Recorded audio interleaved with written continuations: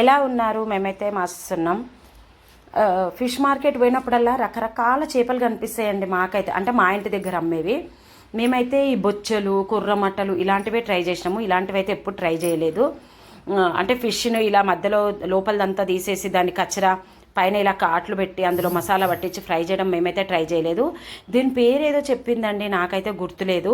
ఇంకా సరేలే, నేను మరీ ఆమెను అడిగిన, ఈ చేప మరి ఇట్లా చేసుకుంటే మంచిగా ఉంటుందా, లోపలదంతా తీసేసి నీట్గా చేసిస్తే మేము మళ్ళీ కడుక్కున్నాక మంచిగా ఉంటుందా అంటే, మంచిగా ఉంటుందమ్మా, మీరు ట్రై చేయండి, మసాలా పెట్టి ఇట్లా వేయించుకుంటే మస్తు ఉంటుంది, మళ్ళీ ముళ్ళులు కూడా ఎక్కువ ఉండవు దీనికి, మీరు ట్రై చేసి మళ్ళీ వచ్చే వారం నాకే చెప్తారు, మీరు మంచి చేప ఇచ్చినామని చెప్తారు చూడండి అన్నది.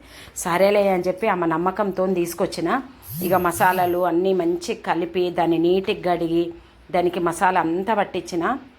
అసలు ఫ్రై చేసినాక నిజంగా చెప్పొద్దు కానీ ఆమె అన్నది 100కి 100 నిజమండి. ఎందుకంటే టేస్ట్ చాలా బాగుంది. కానీ ఎక్కువ తీసుకుందామంటే మళ్ళీ బాగాలేకపోతే వేస్ట్ అయిపోతుంది కదా, ఎందుకు అని చెప్పి నేను 2 చేపలు కేజీ అన్నది అవుతాయి. అయితే నేను ఒక్క చేపనే తీసుకున్న, 1/2 కేజీ అనమాట.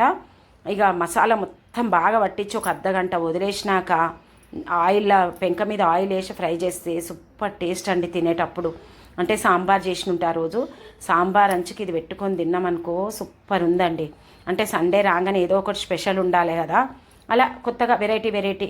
ఇక అప్పుడు అనుకున్నాం మేము, మమ్మీ మార్కెట్లో మనం వెళ్ళినప్పుడల్లా ఒక్కొక్క వెరైటీ చేప తీసుకొద్దాం మమ్మీ, తీసుకొచ్చి దాన్ని ఎలా చేసుకోవాలి, ఎలా చేయాలి చూసి మనం కూడా చేసుకుందాము, అంటే ఏ చేప ఎలా టేస్ట్ ఉంటుందో మనకు కూడా తెలుస్తుంది కదా మమ్మీ అని మా బిడ్డ అన్నది. సరేలే బేట, ఈసారి వెళ్ళినప్పుడల్లా ఈసారి ఈ చేప, ఇంకోసారి ఇంకో చేప అలా తెచ్చుకుందాము, మంచిగా ఉంటే తింటాం, లేకపోతే లేదు, ఇంకోసారి ఆ చేప జోలికి పోం కదా అని చెప్పిన అనమాట. ఈ వీడియో నచ్చిందా? నచ్చితే నా ఛానల్ని సబ్స్క్రైబ్ చేసుకోండి, అలాగే ఒక లైక్ ఇవ్వండి. Okay, bye.